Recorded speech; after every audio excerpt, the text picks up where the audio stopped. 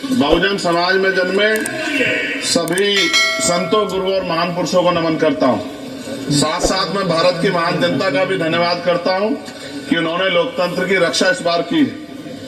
सभापति महोदय, पिछले 10 सालों में सरकार की नीतियों के कारण गरीब और गरीब हुआ और अमीर हुआ है, यानी गरीबों और अमीरों के बीच फासला बढ़ गया है।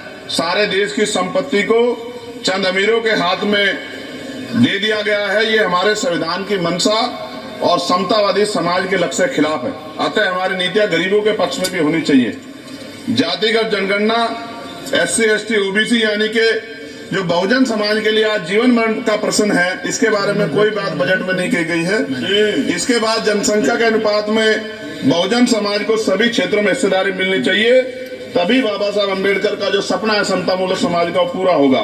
महोदय, एक ऐसा विकसित भारत है जिसमें आज भी सफाई कर्मचारी को पक्की नौकरी नहीं मिल रही है और उसको गटर में उतरने के लिए मजबूर किया जा रहा है।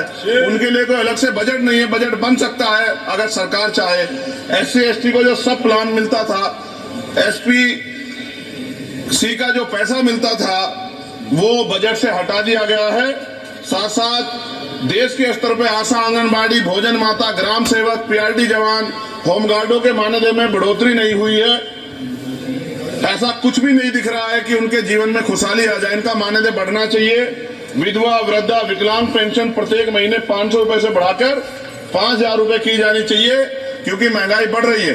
देश में प्रधानमंत्री जन कल्याण योजना के तहत SC, ST, OBC और मुस्लिम को कितने घर दिए गए, इसका कोई आंकड़ा सरकार के पास नहीं है। देश में इसी तरह SC, ST, OBC के लिए कितने परिवारों को शौचालय की व्यवस्था कराई गई। आज भी सिद्धार्थनगर जैसे जिले और तमाम जिले जो है वहां शौचालय की व्यवस्था नहीं है। इस पर ध्यान देना चाहिए। देश भर में SC, ST, OBC के जो रिक्त पद पड़े हुए हैं, बैकलॉग भरना चाहिए। सरकार ने कुछ नहीं कहा। ये कैसी विश्व की 5वीं अर्थव्यवस्था है जिसमें आज भी SC, ST पे अत्याचार हो रहा है, महिलाओं के साथ रेप हत्या हो रही है। NCRB का डाटा पढ़ेंगे तो खून के आंसू रोने पड़ेंगे। युवा बेरोजगार है, सड़कों पे 80 करोड़ लोगों को 5 किलो राशन में जीवन यापन करना पड़ रहा है। जो बजट SC, ST को मिलता है, मेरे दाएं तरफ जो साथी बैठे उनको बुरा लगेगा, कर्नाटक में 14,732 करोड़ रुपए इन्होंने दूसरी योजना में लगा दिए और मध्य प्रदेश में आपने 95 करोड़ रुपए जो है दूसरे बजट में लगा दिए। हमारा जो मिलता है उसको तो मत छीनो भाई। MSP की लीगल गारंटी कोई बात नहीं हुई है। किसानों को जो 6,000 रुपए मिलते हैं उसको बढ़ा के 12,000 रुपए करना चाहिए और फसल बीमा जो है उसका सारा प्रीमियम सरकार भरे, किसानों को बोझ ना लगे। रिजर्वेशन प्रमोशन में लागू नहीं किया गया, पुरानी पेंशन को बहाल नहीं किया गया, इस पर चर्चा नहीं हुई। देश में मनरेगा समय न्यूनतम मजदूरी की दर 700 रुपए होनी चाहिए। समान काम समान वेतन पॉलिसी लागू होनी चाहिए। जो रसोई की चिंता करते हुए 500 रुपए प्रति सिलेंडर से ज्यादा के दाम नहीं होने चाहिए। जो महिलाओं को राहत मिल सके, बिजली के दामों में भी कमी होनी चाहिए। बेरोजगार युवाओं को 5,000 रुपए भत्ता मिलना चाहिए। जो बेरोजगार युवा जो है अपनी पढ़ाई या अपना खर्चा उठा सके। मैं अपने क्षेत्र के विषय में महोदय आपसे कहना चाहता हूं कि पश्चिम यूपी में नगीना में एक एम्स बनना चाहिए, एक IIT बननी चाहिए, एक IIM बनना चाहिए। नगीना लोकसभा में उद्योग धंधे लगने चाहिए। नगीना की कताई मिल जो है उसको पुनः शुरू कराना चाहिए।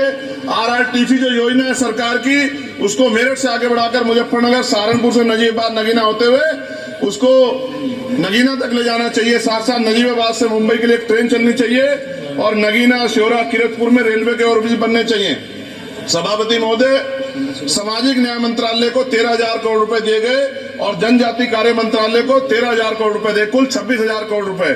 जो कुल बजट का जो कुल 48.20 लाख का लगभग 0.54% है, जबकि हमारी संख्या 25% से ज्यादा SC, ST की और बहुजन समाज की मिलाओगे तो 85% से ज्यादा है। और हमारे विकास के लिए सरकार 1% बजट 1% पैसा खर्च कर रही है, जो मिलना हमें चाहिए, जबकि मिलना में 25% चाहिए। ये ऊंट के मुंह में जीरे के समान है, कहावत हमने बहुत दिन सुनी थी। पिछले लंबे समय से हमारे साथ धोखा हो रहा है, लेकिन अब ये नहीं चलेगा। चंद लोगों की तराजू से देश के संसाधन नहीं बटेंगे। इस देश का बहुजन समाज बर्दाश्त नहीं करेगा। संसाधन का बंटवारा संख्या के आधार पे होगा। माननीय काशीराम साहब नारा लगाए थे, ना तो वोट हमारा राज तुम्हारा चलेगा, और आज हम कह रहे हैं ना ही वोट हमारा और नोट तुम्हारा चलेगा। इस बात का भी ध्यान जो है सरकारों को देना पड़ेगा।